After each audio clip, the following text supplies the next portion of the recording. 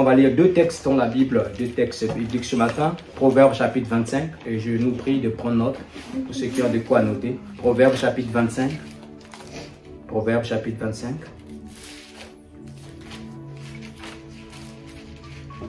Proverbes chapitre 25, verset 28.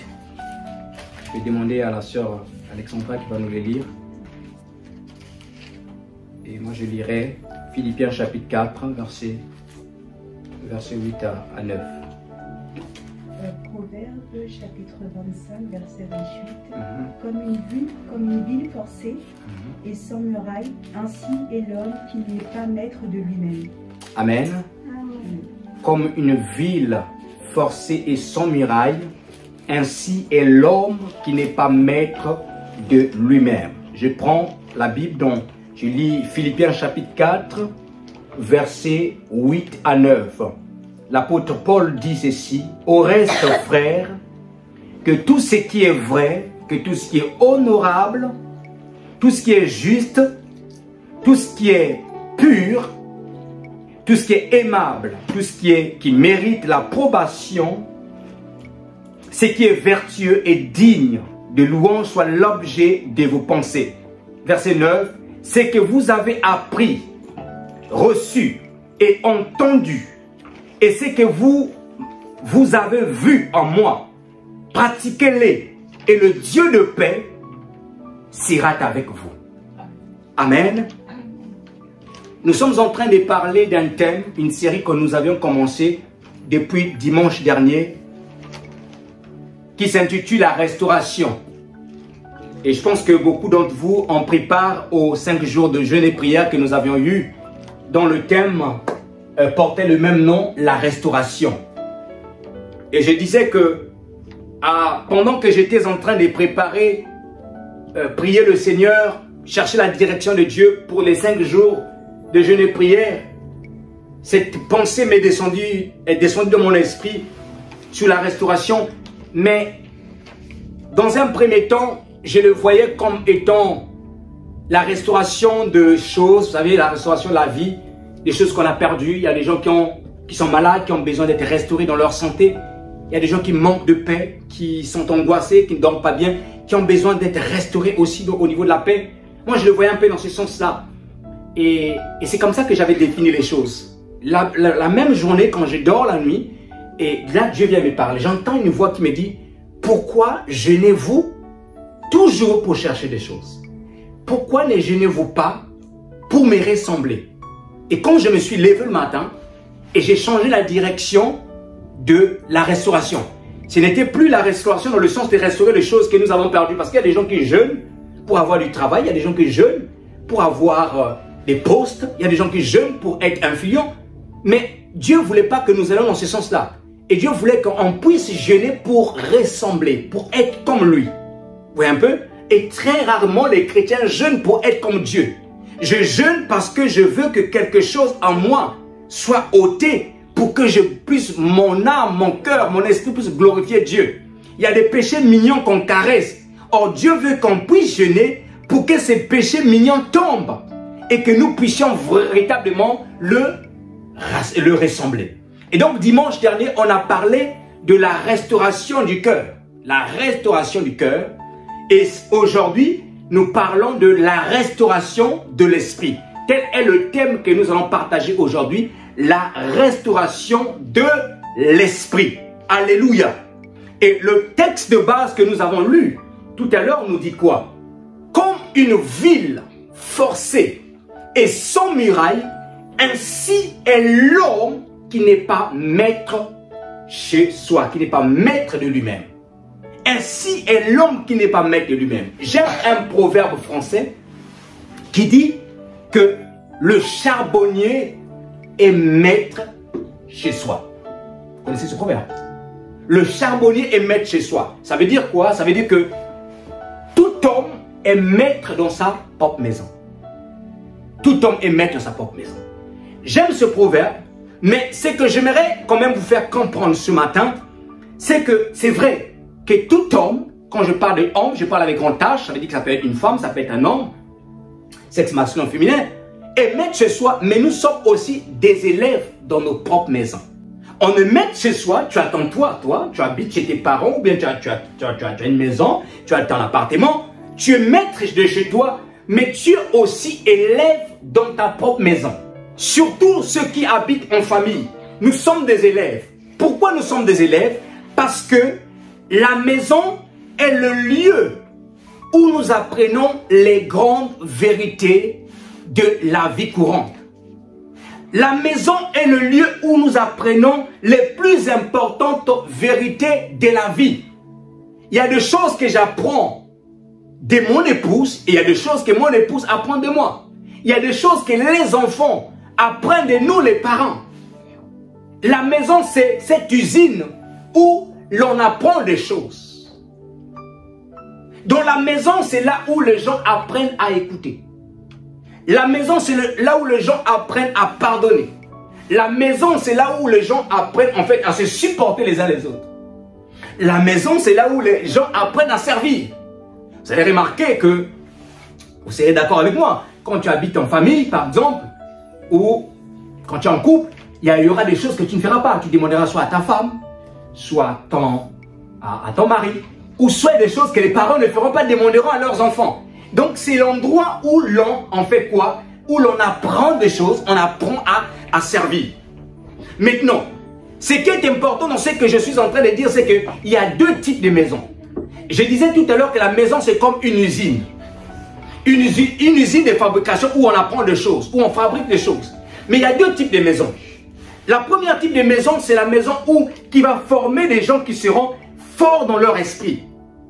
La première type de maison, c'est la maison où on formera des gens qui seront épanouis, fortifiés dans leur esprit. Et la deuxième type de maison, c'est là où les gens auront un esprit chagriné, un esprit triste, un esprit aigri. Et dimanche dernier, je disais ceci. Je disais qu'il y a des personnes aujourd'hui, vous pouvez les rencontrer partout, que ce soit dans le milieu professionnel, que ce soit dans vos familles, qui ont des caractères un peu négatifs, qui sont parfois impolis, qui sont parfois impulsifs, qui sont parfois violents. Mais généralement, d'où est-ce que ces personnes tirent ces caractères? C'est très souvent, et ça vient de l'endroit où ces personnes ont grandi. Et c'est à cause de beaucoup de choses. Et je vous ai cité quelque chose, dimanche dernier, je parlais par exemple, il y a des gens qui ont été maltraités dans leur enfance. Il y a des gens qui ont été abusés dans leur enfance. Il y a des gens qui ont connu l'inceste dans leur enfance. Il y a des gens qui ont connu le mépris dans leur enfance. Et donc toutes ces choses-là, qu'est-ce que cela a fait? Ça a créé des fissures dans notre esprit. Ça a créé un froissement dans notre esprit. Ça a rendu notre esprit malade. Et ce qui fait que les gens manifestent des comportements des fois assez étonnants. Les gens sont agressifs. Les gens sont violents, les gens sont impulsifs. Et tout ça, ça vient d'où? Ça vient de la maison. De là où on a grandi, de l'environnement où on a été élevé. Et ça a influencé nos vies. Et c'est la raison pour laquelle il y a certaines personnes aujourd'hui qui ne sont pas épanouies. Tu peux avoir de l'argent, tu travailles, tu as un bon salaire, tu n'es pas épanoui. Pourquoi? Ton âme est malade. Ton esprit est malade. Ton esprit est froissé. Ton esprit est fissuré. Il y a quelque chose qui est dans ton esprit. Il y a des personnes qui malgré leurs moyens, parfois préfèrent rester seuls dans leur coin. Ils ne sont pas ouverts d'esprit. Mais tout ça à cause de quoi? À cause de l'environnement qu'ils ont été élevés. À cause de la maison dont ils sont sortis. L'esprit a été détruit de telle sorte que cet esprit produit maintenant aujourd'hui des comportements qui rend parfois les gens désagréables. Et Dieu, le but de Dieu, c'est que nous puissions le ressembler. Voilà pourquoi on parle de la restauration de l'esprit. Parce qu'à chaque fois, ou aussi longtemps que ton esprit est fissuré, aussi longtemps que notre esprit est malade, aussi longtemps que notre esprit est froissé, Bien-aimés, nous ne pourrons pas manifester Christ dans chaque sphère que Dieu nous envoie. On ne peut pas manifester Christ dans nos milieux professionnels. On ne peut pas manifester Christ dans nos familles. Quand les gens nous verront dans nos familles, ils se poseront des questions. Celle-là ou celui-là est aussi chrétien. Elle aussi, elle va à l'église. Pourquoi? Mais les gens ne comprendront pas que ce que nous manifestons n'a rien à voir avec le salut, mais c'est le fruit de là où nous avions été grandis. Nous avions grandi. Et c'est pourquoi on a besoin d'être restauré dans notre esprit. On a besoin d'être restauré pour que nous puissions ressembler à Dieu. On a besoin d'être restauré afin que nos attitudes qui influencent le comportement puissent être dignes de l'évangile, puissent être dignes de Dieu. Et quand les gens nous regarderont, diront, ah, cette fille ou cette dame, non, elle dégage quelque chose. Elle reflète quelque chose. Elle communique quelque chose. Voilà pourquoi dans Philippiens, on a lu tout à l'heure, la Bible dit quoi? L'apôtre Paul dit, au reste frères, que tout ce qui est pur, que tout ce qui est juste, que tout ce qui est vrai, que tout ce qui est honorable, que tout ce qui est aimable, il dit, tout ce qui est louable, soit quoi? L'objet de quoi? De vos pensées. Quelqu'un qui n'est pas restauré dans son esprit, quelqu'un qui a des mauvais comportements, bien aimé, ne peut pas poser des actes qui sont purs et des actes qui sont vrais. Les comportements ou les attitudes que nous poserons, les gens se poseront toujours la question, oh, comme je le disais, lui il est enfant de Dieu. Et c'est pourquoi nous devons nous poser souvent des questions. Ce que je suis en train de faire là, est-ce que cela est pur? Est-ce qu'aux yeux de Dieu, est-ce que ce que je suis en train de faire là est juste? Est-ce qu'il est aimable? Est-ce que les gens apprécient ce que je fais? Ou est-ce que les gens, lorsqu'ils me voient, ils préfèrent même fuir? Est-ce que les gens, lorsqu'ils me voient faire des choses, ils préfèrent même s'éloigner de moi? C'est pourquoi on doit se battre et on doit chercher à quoi? On doit chercher à être restauré dans notre esprit. La restauration de l'esprit te permettra d'être comme Dieu partout où tu vas. Partout où tu seras, la restauration de l'esprit permettra que tu puisses produire les fruits de l'évangile. Et Dieu a besoin qu'on soit restauré. Si tu ne cherches pas la restauration de ton esprit, laissez-moi vous dire, frères et sœurs dans le Seigneur, que les gens n'auront pas la joie d'être en compagnie, en notre compagnie. Les gens nous fuiront. Pourquoi? À cause de ce que nous manifestons comme étant le caractère. On doit être restauré. Est-ce que quelqu'un peut m'aider à dire ce matin la restauration de l'esprit? La restauration de l'esprit. Oh, aide-moi à dire ce matin la restauration de l'esprit. La restauration. Il faut être restauré dans son esprit pour que les gens soient contents d'être en ta compagnie. Pour que les gens soient contents d'être avec toi. Et le passage que nous avons lu tout à l'heure, le texte de base, Proverbe chapitre 25, verset 28. Comme une ville forcée et sans muraille, ainsi est l'homme qui n'est pas maître de lui-même. L'homme qui n'est pas maître de lui-même, c'est une personne qui n'a pas le contrôle de son esprit. C'est une personne qui n'a pas été restaurée dans son esprit. Remarquez, l'homme le plus sage de la terre compare une telle personne à une ville qui est sans muraille. Et nous allons voir les caractéristiques d'une ville qui est sans muraille. Et qui va nous révéler en fait le comportement des gens qui ne sont pas maîtres d'eux-mêmes, qui n'ont pas le contrôle ou encore qui ne sont pas restaurés dans leur esprit. Alors, ce qui est important à savoir, dans l'ancienne alliance, dans l'Antiquité, la muraille servait de la protection des bases d'une ville. La plupart des villes étaient barricadées ou encore étaient protégées par des hautes murailles qui avaient des épaisseurs énormes. Donc, les villes étaient barricadées.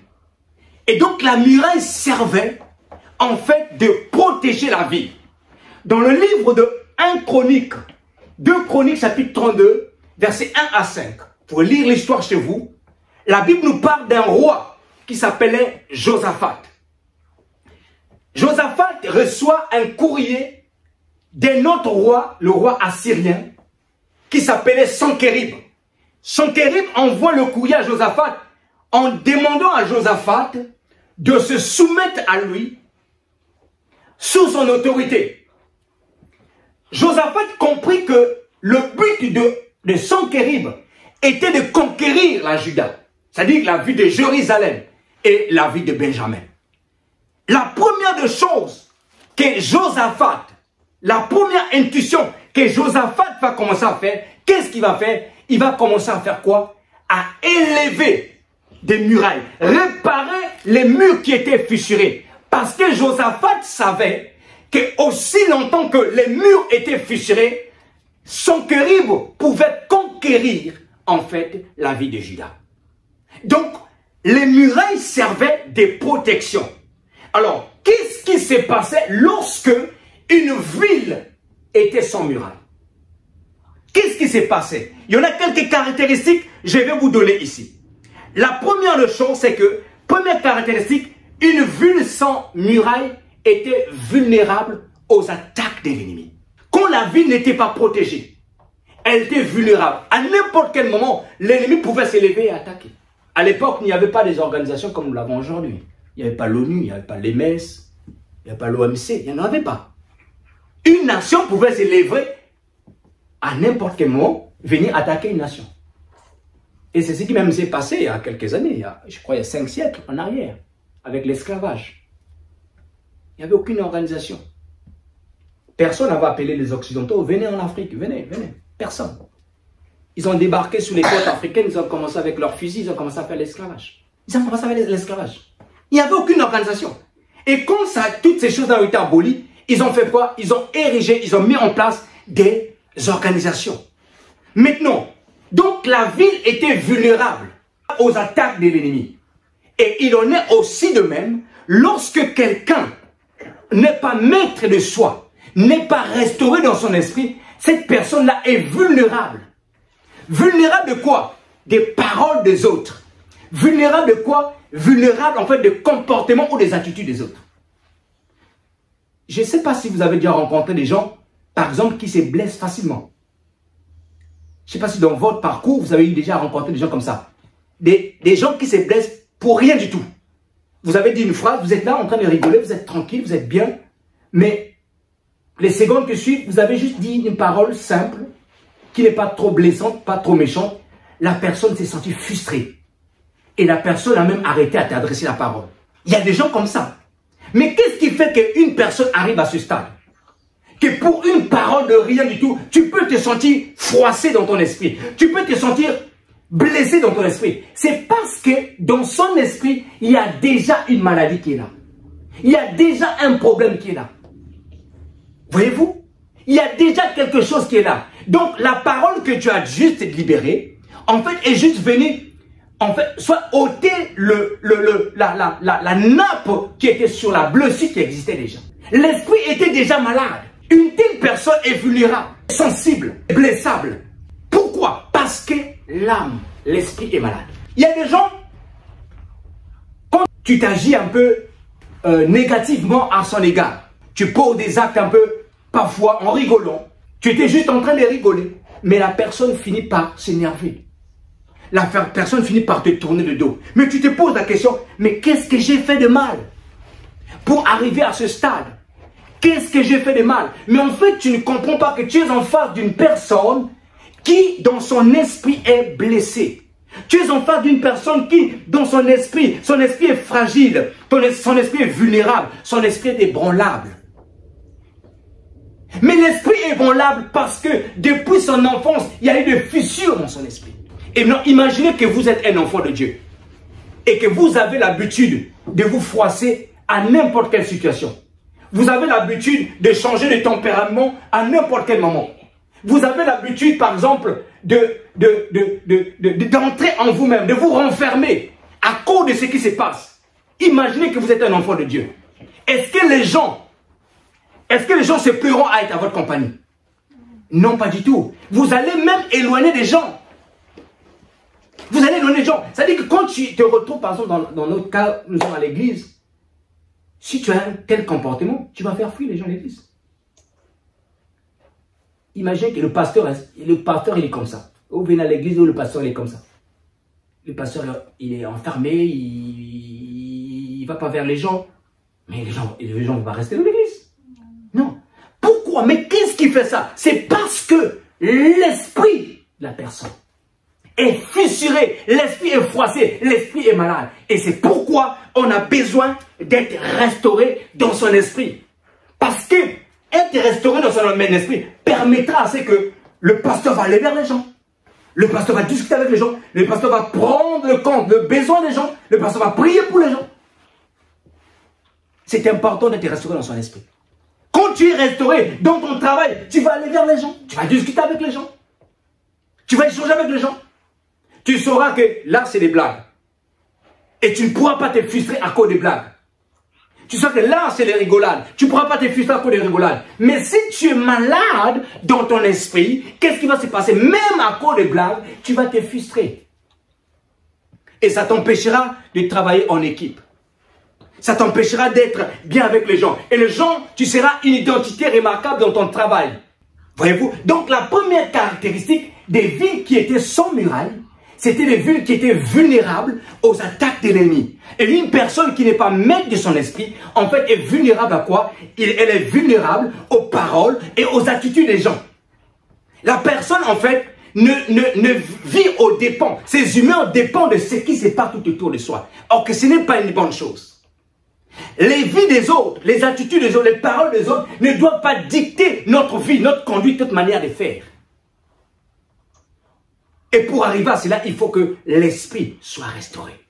Il faut que les blessures que tu as connues dans ton enfance, le mépris que tu as connu dans ton enfance, le rejet que tu as connu dans ton enfance, il faut que l'abus que tu as connu dans ton enfance soit totalement nettoyé dans ton esprit. Il ne faut pas qu'il y ait des traces dans ton esprit. Parce que ça t'empêchera de faire certaines choses. Je connais une sœur. Elle avait la grâce. En tout cas, elle avait vraiment la grâce. Elle a eu près de 6 frères dans l'église qui l'ont sollicité pour le mariage. Pour le mariage. Mais ces relations ne duraient que 2 mois, 3 mois. Et ce ne sont pas les hommes qui rompaient, mais c'est elle qui rompait. Et quand nous sommes allés en profondeur, personnellement moi-même, quand je suis allé en profondeur, c'était une âme qui était un peu, elle concerne les choses de Dieu. Quand je suis allé en profondeur, j'ai découvert que dans son enfance, elle avait connu l'inceste. Vous voyez? Et donc cet inceste-là a laissé une fissure dans son esprit qui fait qu'à chaque fois qu'elle veut aller avec un homme, ça travaille son esprit, ça remonte dans ses pensées, elle a peur de s'engager. Et qu'est-ce qui se passe? Elle coupe la relation. Un peu. Donc, il y a des choses qui peuvent impacter ta vie, qui peuvent t'empêcher à entrer dans ta destinée, qui peut t'empêcher à demeurer dans ta destinée. Une personne qui n'est pas restaurée dans son esprit. Écoutez-moi. Même si c'est une femme, donnez-lui l'homme le plus génial du monde, le plus compréhensible du monde. Cette femme-là ne sera jamais heureuse. Si c'est un homme, donnez-lui la femme la plus généreuse, la plus compréhensible du monde. Cet homme-là ne serait jamais heureux. Pourquoi? Parce que son esprit est fissuré. Il y a quelque chose qui doit être réparé. Et ma prière ce matin, qu'en sortant de ce lieu, s'il y avait des fissures, que Dieu répare au nom de Jésus. S'il y avait des blessures, que Dieu répare ces blessures au nom de Jésus. Afin que ce que tu attends voir, que tu puisses entrer. Il y a des gens qui veulent, Seigneur, donne-moi le travail. Seigneur, donne-moi une femme. Seigneur, donne-moi un mari. Mais qui ne prend pas le temps d'abord de se poser, est-ce que je suis prêt à gérer cet homme? Est-ce que je suis prêt à gérer cette femme? Et c'est comme ça que quand tu rentres dans le travail, tu perds le travail. Quand tu rentres dans le mariage, tu perds le mariage. Pourquoi? Parce que tu n'as pas été restauré. Deuxième caractéristique d'une ville sans muraille, c'est qu'une ville sans muraille, c'était une ville qui était la cible privilégiée des ennemis. Imaginons, Aubonne est barricadé par des hautes murailles. Saint-Gratien est barricadé par des hautes murailles. Choisy n'est pas barricadé. Et qu'un jour, Franconville veut attaquer. Quelle sera la ville la plus cible? C'est Aubonne d'abord, parce qu'il est en face. Aubonne est barricadé. Oui. Saint-Gratien est barricadé. Choisy n'est pas barricadé. Ah, c'est facile. Choisis. Alléluia. Donc pourquoi choisis? Parce que c'est plus facile. Tu n'as pas besoin de réfléchir. Or, au bon, le fait qu'il soit barricadé, c'est grâce à le fait qu'il soit barricadé, tu vas te dire qu'il faut une stratégie, il faut réfléchir. Et c'est ce qui s'est passé en fait avec Jéricho. Quand le peuple d'Israël sont arrivés à Jéricho, Jéricho était barricadé par des hautes murailles. Le Jéricho était protégé par des hautes murailles. Stratégiquement ou militairement parlant, il était difficile pour que Israël puisse renverser Jéricho. Il fallait que Dieu intervienne lui-même sur le plan spirituel et qu'il leur donne les instructions claires. Comment faire pour que les murailles de Jéricho puissent tomber? Il fallait que Israël, sans combattre, ils ont marché tout autour de Jéricho pendant 7 fois. Et quand ils ont sonné les trompettes, les murs de Jéricho sont tombés. Est-ce que vous comprenez? Donc, pourquoi Dieu intervient? Parce que, militairement parlant, c'était compliqué. Puisque Jéricho était l'une des villes les plus protégées à cette époque-là. Alléluia. Donc, la deuxième caractéristique d'une vie sans miracle, c'est que c'est une cible privilégiée par les ennemis. Et quand tu n'as pas la maîtrise de ton esprit, en fait, tu es la cible de plusieurs ennemis. Tu seras la cible de la colère. Tu seras la cible du ressentiment. Tu vas développer un esprit d'hostilité envers certaines personnes. Une personne qui est née d'une grossesse indésirée, par exemple, ou une grossesse par viol. Si c'est une femme, généralement, cette femme-là, elle peut être la cible privilégiée de l'esprit d'hostilité, de mépris envers les hommes. Elle peut grandir avec cette haine-là des hommes. Pourquoi? Parce que elle est née d'une grossesse indésirée, une grossesse par viol. Elle va grandir avec cette colère. Maintenant, s'il arrive même que cette femme puisse se marier, par exemple, et puisse avoir des enfants, elle peut communiquer même à ses enfants la haine envers les hommes ou encore la haine envers même leur père. C'est pourquoi c'est important d'être restauré dans son esprit. Quand tu n'as pas la maîtrise de ton esprit, tu peux développer un esprit négativisme qui va te pousser à déclarer des paroles négatives contre toi-même. Il y a des gens comme ça qui n'ont pas la foi en eux, qui n'ont pas la confiance en eux, mais qui se disent des paroles négatives sur eux-mêmes. Je suis bon à rien, je suis vaurien, je ne fais rien de bon. Et ces paroles-là finissent par être sémées dans l'esprit et ça, qu'est-ce que ça fait? Ça produit des fruits. Et la personne est étonnée de voir que sa vie ne marche pas. En fait, la vie ne marche pas parce que tu es en train simplement de cultiver les fruits ou encore les semences que toi-même tu as sémées. En faisant quoi? En déclarant des paroles négatives. J'aimerais te dire ce matin, il ne faut jamais déclarer des paroles négatives sur toi-même. Non. Il faut toujours croire que je suis venu dans ce monde pour un but. J'ai une mission accomplie. Et Dieu ne m'a pas envoyé pour accompagner qui que ce soit. Personne n'est venu accompagner l'autre sur cette terre. Tu as un but, tu as quelque chose accompli. Aussi longtemps que tu croiras en ça, tu feras des choses dans la vie. Donc, une personne qui n'a pas la maîtrise de son esprit est la cible du négativisme. La cible du ressentiment. La cible de la colère. Il y a des gens comme ça. Tout se résout par la colère. Tout se résout par la bagarre. Tu as dit quelque chose, elle vient, elle te tient par la chemise. Qu'est-ce que tu veux me montrer? Il y a des gens comme ça. Pourquoi? Parce que dans leur âme, il y a quelque chose. Parce que dans leur esprit, il y a une fissure. Et c'est pourquoi Dieu veut qu'on soit restauré. Parce que Dieu ne veut pas nous voir en train de se bagarrer. Dieu ne veut pas voir ses enfants en train de se chamailler. Dieu veut que la paix. Voilà pourquoi Paul a dit, au reste, frère, que tout ce qui est pur, tout ce qui est vrai, tout ce qui est honorable, tout ce qui est juste, que tout ce qui est louable, soit l'objet de vos pensées. Nous devons penser à des choses qui sont justes. Alléluia. Troisième caractéristique d'une ville sans muraille. La ville sans muraille, en fait, c'est une ville qui était dans la peur constante. Les gens qui habitaient dans une ville sans muraille, ils étaient dans la peur constante. Parce que, à chaque fois, ils se disaient, un ennemi va nous attaquer. Ils étaient dans une anxiété en fait, permanente.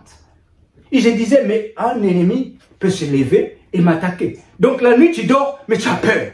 Tu as peur pourquoi? Parce que tu te dis, ah, peut-être là, cette nuit, on viendra nous attaquer. Cette nuit, donc, Et c'est comme ça que sont aussi les gens qui n'ont pas la maîtrise de leur esprit, qui ne sont pas maîtres de soi-même. Ils ont peur. Constamment, ils ont peur. Il y a des gens qui ne peuvent pas marcher dans des endroits silencieux, dans des endroits calmes, dans des zones où il n'y a personne. Ils ne peuvent pas marcher. Ils ont peur.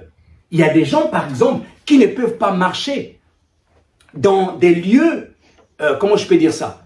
Il y a des gens qui ne peuvent pas marcher parce qu'ils ne peuvent pas dormir seuls. Il y a des gens qui ne peuvent pas dormir seuls.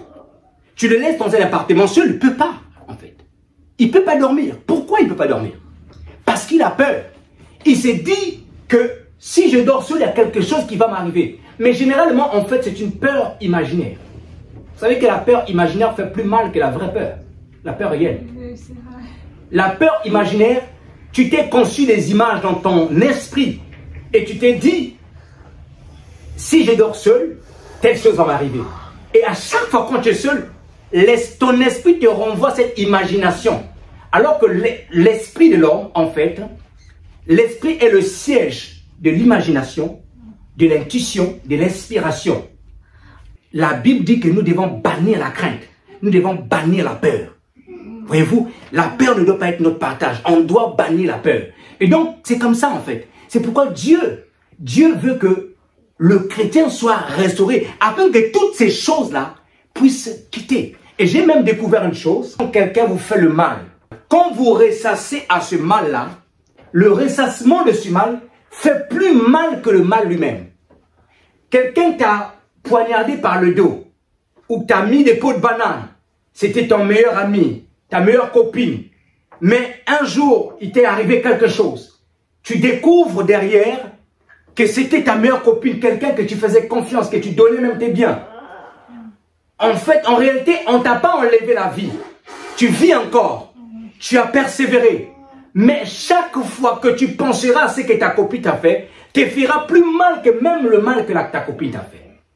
Pourquoi? Parce que à l'intérieur de soi, tu es en train de s'aimer quelque chose dans ton esprit, mais qui ne fait pas du bien à ton esprit, mais qui en fait fait du mal à ton esprit. Parce que chaque fois que tu ressasses, ça peut t'emmener à une attitude, un comportement de non-pardon envers ta copine. Alors que la Bible dit que nous devons pardonner comme Dieu nous pardonne. Dans la prière de notre Père, il dit, pardonne-nous comme nous pardonnons ceux qui nous ont offensés. Vous voyez un peu? Donc quand tu ressasses le mal que l'autre t'a fait, ça te fera plus mal. Voilà pourquoi, frères et sœurs, nous avons besoin, en fait, d'être restaurés, afin qu'on ne soit pas comme cette ville qui est sans muraille. Parce que les gens qui habitaient dans cette ville-là, ils étaient en permanence dans la peur, dans l'anxiété permanente. Et nous devons chercher la restauration. Ésaïe chapitre 54, verset 14 dit, « Tu seras affermi par la justice. » Bannis l'inquiétude. Bannis l'inquiétude. Dieu t'affermira, mais toi, tu dois bannir l'inquiétude. Et Job chapitre 3, verset 25 dit, « Ce que je crains, c'est ce qui m'arrive. » En fait, en craignant, en cultivant, en fait, l'anxiété, qu'est-ce que tu es en train de faire? Tu es en train d'appeler la chose que tu es en train de craindre. Alors que la chose que tu es en train de craindre là, parfois que ce n'est que de l'imagination. Maintenant, lorsque l'ennemi va passer aux côtés de toi, l'ennemi va regarder tes pensées, il va voir que, oh, toi tu as peur de telle chose. Qu'est-ce qui va arriver? Il va agir en fonction. Et c'est là que tu commences à vivre les choses. Alors qu'au début, ce n'était que de l'imagination. C'est pourquoi la restauration, elle est très importante. Je vais terminer par une quatrième caractéristique et je vous donnerai quelques éléments importants pour comment être restauré dans son esprit. La quatrième caractéristique, c'est que une ville sans muraille est une ville qui soupçonnait tout étranger d'être un ennemi possible. Tout étranger d'être un ennemi possible. Aujourd'hui, ça me fait souvent marrer. La plupart des choses qui arrivent à l'Afrique, vous allez voir que on dit toujours, c'est la France. Tout ce qui arrive négativement, vous allez voir, comme vous lisez sur les médias, on va dire que non, c'est la France qui est derrière. Pourquoi? Parce qu'il y a un passé négatif qui est là et on veut maintenant tout coller sur la personne. On veut maintenant coller tout sur ce pays-là. La ville sans muraille, ici, c'est pareil. Tout étranger qui vient, qui passe par là, on le suspecte. Pourquoi? Certainement, c'est un espion. Certainement, lui, il est venu pour quelque chose. l'esprit de suspicion. Et c'est ce que font aussi les gens qui n'ont pas la maîtrise de leur esprit. Les gens qui n'ont pas la maîtrise de leur esprit, c'est très dangereux, c'est très rare qu'ils bâtissent des relations solides. Pourquoi? Parce qu'ils sont tout le temps dans la suspicion. Ils sont tout le temps dans les critiques. Ils sont tout le temps dans les accusations. Ils aiment accuser, en fait, ils aiment chercher le bouc émissaire. Ce qui les arrive, ils aiment les attribuer à des gens. Que certainement c'est telle personne. Ils suspectent. Or, l'apôtre Paul dit dans 1 Corinthiens chapitre 13, 1 Corinthiens chapitre 13, l'amour ne soupçonne point le mal. Donc, lorsque tu développes l'esprit de suspicion, tu es en train de sortir déjà de la voie de l'amour. Est-ce que vous comprenez? Et quand tu sors de la voie de l'amour, tu n'es plus en train de manifester l'identité de Christ. Et c'est pourquoi Dieu, il veut que tu sois restauré, pour que tu sors de suspicion. Pour que tu sors en fait de soupçonner les gens de ce qui t'arrive ou de ce qui peut t'arriver. L'esprit de suspicion. Une vie sans miracle. Tout le temps, quand quelqu'un passe par là, il doit être un ennemi. On doit engager tout un service pour superviser la personne, de peur que peut-être la personne est venue pour espionner afin de livrer les informations. Et qu'est-ce qui se passe derrière? C'est que mentalement, tu deviens faible. Quand tu n'as plus confiance aux gens, tu deviens faible. Quand tu suspectes tout le temps les gens, tu deviens faible. Tu peux pas être ami avec tes voisins. Tu peux avoir des bonnes relations avec ta famille. Parce que tu penses que ce qui t'arrive parfois, ce sont les membres de ta famille. Parfois, c'est le voisin. Donc, en fait, en réalité, tu restes cloîtré dans ton coin, tout seul. Tu es marié, tout ce qui t'arrive, c'est ma femme. Tout ce qui t'arrive, c'est mon mari. Non, c'est les enfants. L'esprit de suspicion. Et on doit sortir de cet esprit. Pour pouvoir quoi? Manifester Christ. Donc, voilà ici les 4 caractéristiques d'une ville sans muraille. Et Salomon, qui est l'homme le plus sage, il savait. Il dit que, comme une ville forcée et sans muraille, ainsi est l'homme qui n'est pas maître de soi-même. Maintenant, nous terminerons maintenant par voir comment est-ce qu'on peut être restauré dans son esprit. Parce qu'on a cité les caractéristiques des hommes qui ne sont pas maîtres de leur esprit et qui ont besoin de la restauration. Comment maintenant être restauré? Comment maintenant être rétabli dans son esprit? Je vais aller très rapidement et je vais vous citer 7 choses que nous devons développer pour pouvoir rétablir notre esprit. Pour qu'on soit ouvert d'esprit, en soi, qu'on intègre bien les milieux, encore les équipes qui sont dans le milieu professionnel, qu'on soit bien dans nos familles. Il y aura 7 choses que j'aimerais vous citer. La première des choses, pour rétablir son esprit, il faut développer l'écoute et l'analyse. Il ne faut pas beaucoup parler. Première des choses. Proverbe chapitre 10, verset 19. Dit ceci. La bouche qui parle beaucoup ne manque pas de quoi? De péché. La bouche qui parle beaucoup. Donc, il faut développer l'écoute. Il faut être vraiment dans l'écoute et dans l'analyse. Il faut apprendre à écouter. Quand tu apprends à écouter, tu apprends à rester silencieux, tu apprends à rester calme. Qu'est-ce qui va se passer? Tu vas moins parler. Or, généralement, quand le danger arrive, on veut tout de suite critiquer, on veut parler. Quand il y a une situation dans ta famille, tu veux tout de suite parler. Tu veux hausser ta voix, tu veux qu'on t'entende. Alors que parfois, en faisant ça, tu te crées des problèmes. Or, si tu restes silencieux, tu écoutes, tu analyses ce que les autres sont en train de dire, ça te donnera plus de sagesse. Ça te permettra même de parler de manière très sage, en te protégeant même toi-même. Première des choses à développer, l'esprit de l'écoute et de l'analyse. Il ne faut pas trop beaucoup parler. Deuxième chose, pour rétablir ou restaurer son esprit, il faut développer le pouvoir de donner que de recevoir. J'ai rencontré des gens dans mon parcours, des gens qui n'ont pas connu, qui ont été élevés monoparentalement. Et la plupart des gens que j'ai rencontrés, je ne sais pas pourquoi Dieu me les avait fait rencontrer, généralement, ils avaient un problème d'amour dans leur cœur. C'est-à-dire c'était des personnes qui étaient plus dans la posture de recevoir l'amour que de donner. Et c'est que aussi j'ai remarqué dans ces personnes-là, et surtout les filles, elles ont multiplié les hommes de leur vie. Pourquoi? C'est parce qu'elles sont dans la posture de recevoir l'amour. Chaque fois quand elle sort avec un homme, l'homme ne lui donne pas cet amour. Qu'est-ce qu'il fait? Elle brise la relation, croyant qu'en allant de l'autre côté, on va me donner la relation. On va me donner l'amour. Vous voyez un peu ce que je veux dire? Donc, pour restaurer en fait, pour restaurer ton esprit, il faut développer une posture où c'est toi qui donnes, pas que c'est toi qui reçois. Si tu es trop dans le recevoir, c'est moi qu'on doit donner. L'homme doit me faire, ma famille doit me faire. Tu vas souffrir. Tu vas souffrir. Il faut être dans la posture de donner. Il faut développer ça. Je dois maintenant donner l'amour aux gens qui sont tout autour de moi. Je dois maintenant me forcer à aller vers les gens, pas attendre que les gens viennent vers toi. Ça, c'est la deuxième des choses. Actes chapitre 20, verset 35 dit, il y a plus de bonheur à donner qu'à recevoir.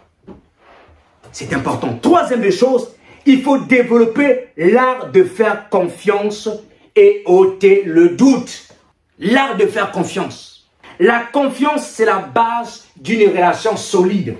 Ce qui te permettra de rester à Goshen, et c'est parce que tu as confiance à Goshen et tu as confiance à la personne qui est en face de toi. Quand tu n'as pas confiance envers les gens qui sont tout autour de toi, tu ne demeureras pas longtemps. Tu finiras par partir. Tu finiras par t'éloigner. Des fois, des gens qui sont bien. Il faut développer l'art de faire confiance. Apprendre à faire confiance aux gens. Parce que l'esprit, quand tu n'es pas maître de soi, tu es tout le temps dans la critique. Tu es tout le temps dans le doute, dans la suspicion, comme nous l'avons dit. Nous l'avons dit tout à l'heure. Donc, il faut développer l'art de faire confiance. Je dois faire confiance aux gens. Quand tu arrives dans une entreprise, arrête de suspecter les gens. Fais confiance. Avec sagesse. Fais confiance. Quatrième chose, c'est qu'il faut développer l'art de servir. L'art de servir. Développer l'art de servir au lieu d'être un exigeant ou une exigeante. Quand tu attends que les gens te servent, tu deviendras un jour exigeant ou exigeante. Mais il faut que tu développes l'art de servir. Apprends à servir les autres. Apprends à être au service des autres. Car le service, c'est la clé, en fait, même d'une santé, d'une famille en bonne santé. Apprends l'art de servir. Cinquième des choses, il faut développer l'art de sourire. C'est important, non? On peut banaliser ça, on peut se dire que oh, c'est pas important. Mais c'est très important. Vous savez, avec le sourire, vous pouvez changer la vie de quelqu'un. Avec le sourire, vous pouvez communiquer la vie dans un environnement. Il y a des gens qui sourient jamais. Il y a des gens qui sourient jamais. C'est important parce que...